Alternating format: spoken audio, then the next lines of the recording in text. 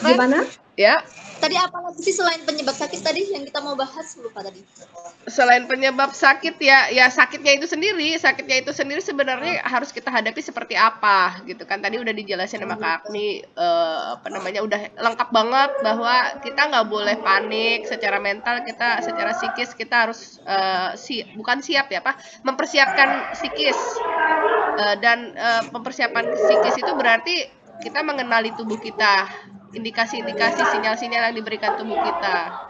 Jadi kalau kita udah siap, oh ini kayaknya gue sakit deh, gitu kan? Ya istirahat, gitu. Nah, yang ada satu pertanyaan dok untuk manusia modern sekarang, ketika kita sakit kan ada apa ya? Pil-pil instan. Jadi kita pil instan, Paracetamol atau apa gitu kan. Oh, minum aja satu, terus kemudian lanjut lagi sampai begadang sampai besoknya lagi gitu kan. Itu sebenarnya berkontribusi nggak sih dok sama keparahan penyakit kita gitu? Atau malah ngebantu? ya bisa jadi. Ya bisa jadi ya. Kalau kita misalnya fokus pada virusnya gitu ya, nanti malah membebani tubuh sih sebenarnya. Jadi kita lupa bahwa proses sakit itu adalah upaya tubuh untuk membersihkan dirinya, itu aja. Jadi obat-obatan seharusnya ya sesuai dengan gejala ya, misalnya kalau pusing, demam tinggi, terus kita takut kejang demam atau kita menjadi tidak bisa tidur, jadi gelisah, ya udah minum paracetamol. Tapi jangan nanti demam dikit-dikit demam, baru 37,5 udah minum paracetamol, nggak perlu. Justru kita butuh demam, ya justru kita butuh demam agar imun bekerja dengan lebih baik. Tapi kalau misalnya kita nggak minum paracetamol, terus kita nggak bisa tidur, kita pusing, sakit kepala, ya udah diminum aja paracetamolnya sebagai anti nyeri gitu. Nah, terus yang kayak flu gitu ya, kan ada obat-obat flu gitu ya. Saya sih lebih setuju kalau irigasi saluran napas. Jadi kalau misalnya hidungnya mampet, encer gitu ya dibersihkan aja dengan larutan garam fisiologis. Jadi kita nggak mematikan virus, nggak mematikan bakteri, kita hanya membuat supaya lebih mudah yang kental itu keluar gitu, terus ya gitu biar ekosistemnya juga terjaga. Kalau dikasih obat untuk lagi flu gitu, gimana dok? Malah mengganggu ekosistem kah? Dikasih obat flu gitu? Antibiotik ya. Antibiotik. Oh, antibiotik. Oke. Ya. Antibiotik itu harus kalau kita bilang wait and see gitu. Jangan batuk pilek langsung dihajar antibiotik, jangan. Jadi kita lihat dulu 3 hari, kita lihat, kita cek lab. Kalau seandainya dengan tidur, dengan simptomatis aja dia kondisinya mungkin memburuk, menjadi pneumonia, baru kita pertimbangkan antibiotik. Dan antibiotik yang paling bagus kan antibiotik yang sesuai dengan kultur dan sensitivitas. Jadi kalau mau kasih antibiotik ya lihat dulu, wait and see. Ya, jangan dikit-dikit antibiotik, memang nggak boleh. Perihal antibiotik dok, ada khususnya untuk masa sekarang ya dok, itu kan antibiotik diresepkan untuk infeksi COVID. Sedangkan antibiotik ini sebenarnya buat apa sih dok gitu loh? Buat paparan, buat infeksi apa gitu?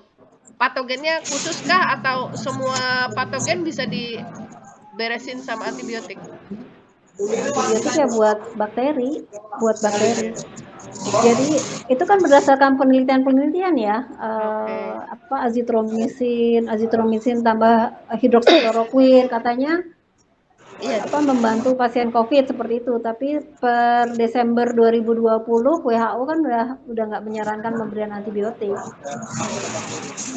Ya, jadi mungkin terlalu banyak harmnya daripada manfaatnya. Ya mungkin ada manfaatnya, yang azitromisin itu ada penelitiannya, ya mungkin ada manfaatnya. Cuman kan kita selalu harus mempertimbangkan manfaat dan kerugiannya ya. Apakah manfaatnya lebih besar? Kalau manfaatnya kecil, kerugiannya lebih besar ya jangan dipakai gitu. Jadi Kalau mungkin nggak udah terpaksa dievaluasi.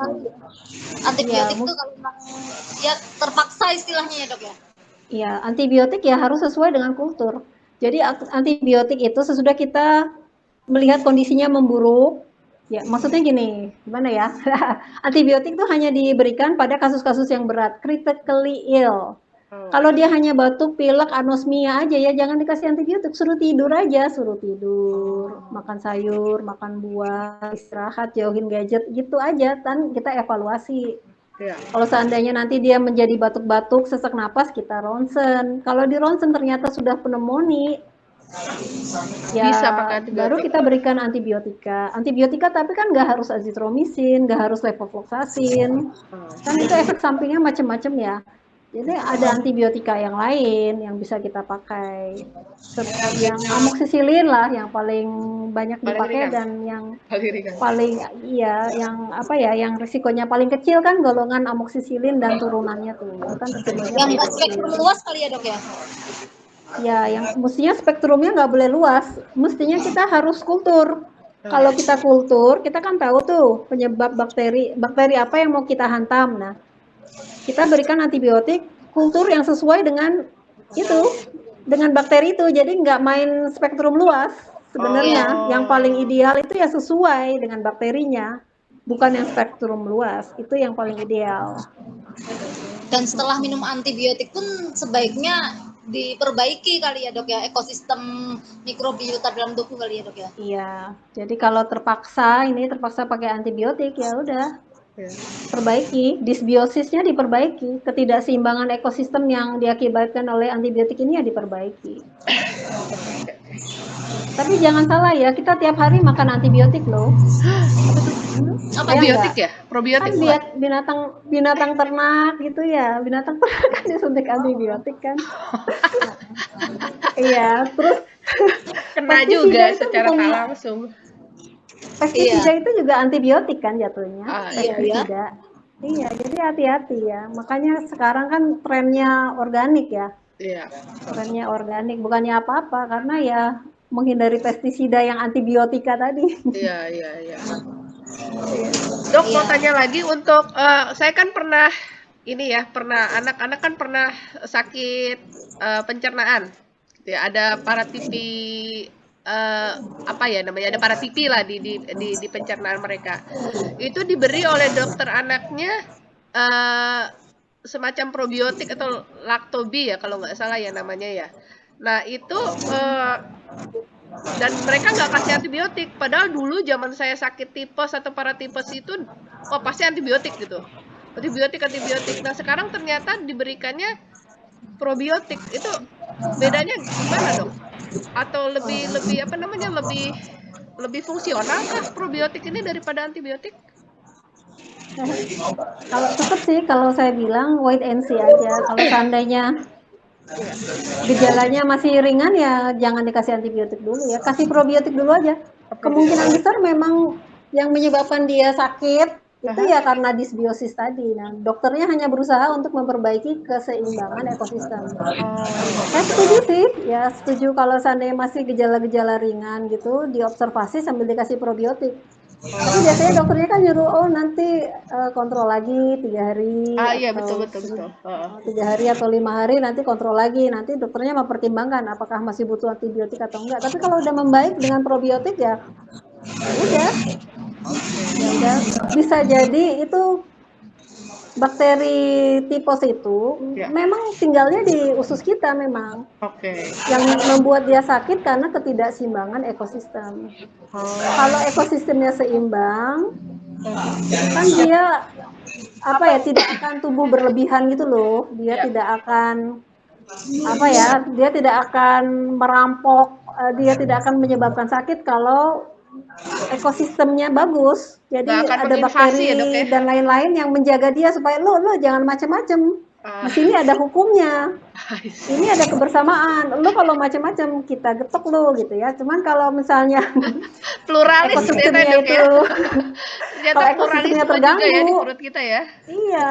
Jadi nanti ya yang garong-garong itu malah dia merajalela. Prinsipnya sih seperti itu, Ren. Prinsipnya I see. seperti itu.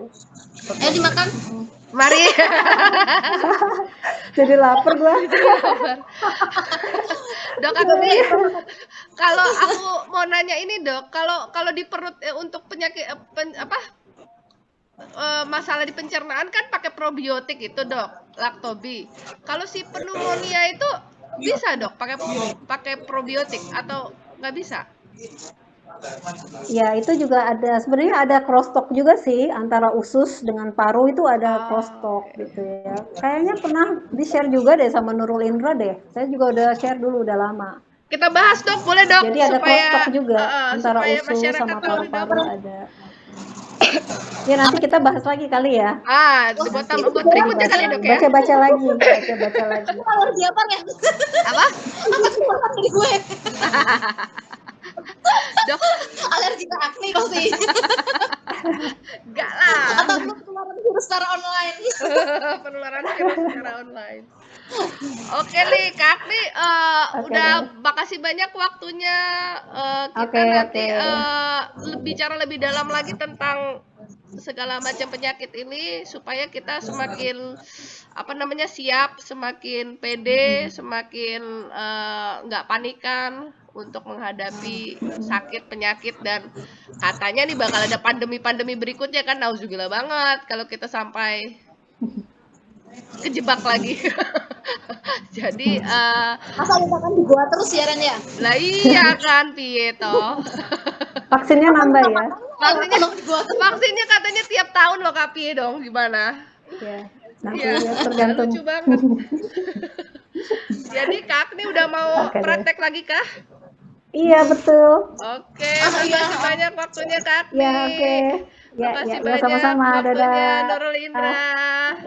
Bye bye.